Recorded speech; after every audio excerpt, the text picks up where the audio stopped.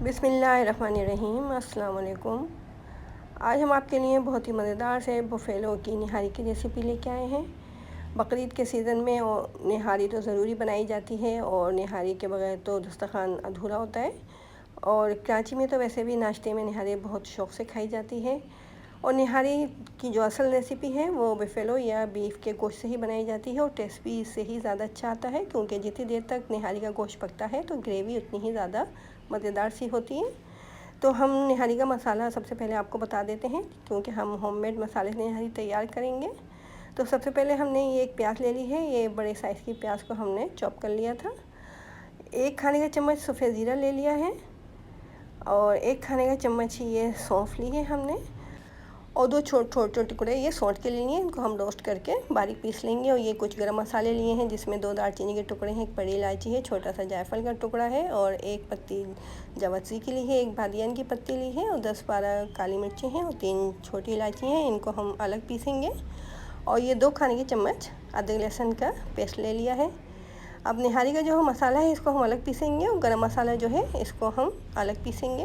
دیکھیں ہم نے ان دونوں چیزوں کو پیس لیا ہے۔ نہاری کے مسالے کو ہم نے ہلکا سا روسٹ بھی کر لیا تھا، اور یہ گرم مسالہ ہے۔ تو یہ دونوں چیزیں تو ہماری تیار ہو چکی ہیں۔ ابھی ہم نے اس کے اندر مرچ اور نمک وغیرہ نہیں ڈالا ہے، تو اس کے اندر 1 کھانے کا چمچ نمک ڈال دیتے ہیں، اور 2 کھانے کے چمچ اس کے اندر سرخ مرچ پاؤڈر ڈالا ہے، اور 1 کھانے کا چمچ اس کے اندر کشمیری لال مرچ ڈالی ہے، کہ جس سے کہ نہاری کا کلر بہت اچھا ہو جائے گا۔ اب ہم نے یہ بفیلو کا گوشت لیا ہے، یہ بونگ کا گوشت ہے، تو یہ تقریباً 3 پاؤ ہم نے لیا ہے۔ تو نہاری میں جو ہے وہ بڑے پیسز میں ہی گوشت ڈالا جاتا ہے، اور یہ 1 کلو ہم نے یہ ہڈی گڈی لی ہے۔ تو ہڈی گڈی سے نہاری کا مزہ بہت اچھا ہو جاتا ہے، اس کی گریوی بہت مزیدار سی ہوتی ہے جب ہڈی گڈی کا یہ رخ نکلتا ہے، اور یہ اس میں 1 نلی بھی ہے۔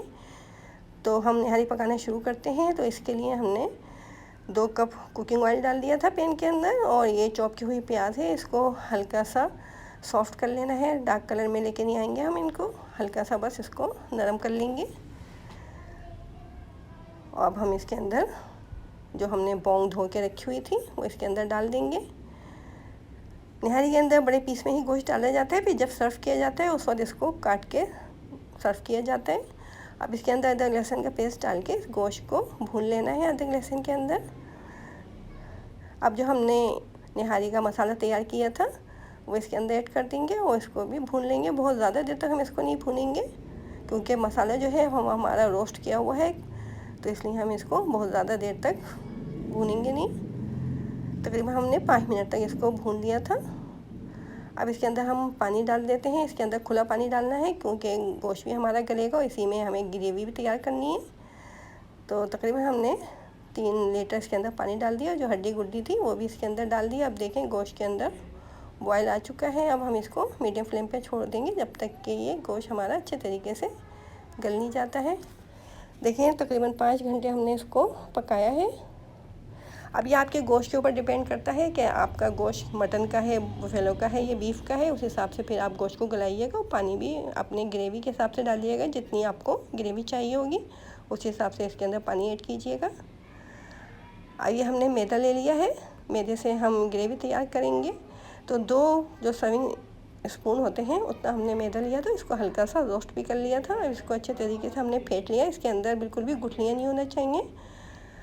اب اس کو ہم گریوی میں ڈالتے جائیں گے نہاری کی، اور چمچ چلاتے جائیں گے، نہیں تو گٹھلیاں بن جائیں گی اگر ہم نے اس کے اندر چمچ نہیں چلایا تو۔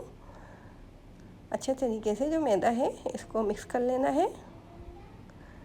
اب یہ جو گرم مسالہ ہم نے الگ پیس کے رکھا ہوا تھا وہ تھوڑے سے پانی کے اندر اس کو مکس کر کے وہ بھی اس کے اندر ڈال دیں گے۔ بہت ہی مزیدار سی اس میں سے خوشبو آ رہی ہے نہاری مسالے کی، کیونکہ جو ہم نے ہوم میڈ مسالہ ڈالا ہے بہت مزیدار سا ہوتا ہے، اس کی خوشبو بہت اچھی ہوتی ہے۔ اب اچھے طریقے سے مکس کر دیا ہم نے گرم مسالے کو۔ اب پین کو ہم کور کر دیں گے اور بالکل لو فلیم پہ چھوڑ دیں گے جب تک کہ اس کا جو آئل ہے وہ بالکل سیپریٹ نہیں ہو جاتا ہے۔ دیکھیں آئل اوپر آ چکا ہے، اور جو ہم نے نلی ڈالی تھی اس کا گودا بھی اس میں سے نکل چکا ہے۔ تو بہت اچھا سا اس کے اندر کلر آیا ہے، کیونکہ ہم نے اس کے اندر کشمیری مرچیں ڈالی تھیں۔ اب اگر چاہیں تو آپ اسٹیج پہ اس میں سے اوپر سے آئل نکال سکتے ہیں۔ بہت ہی مزیدار سی ہماری یہ ہوم میڈ نہاری تیار ہو چکی ہے۔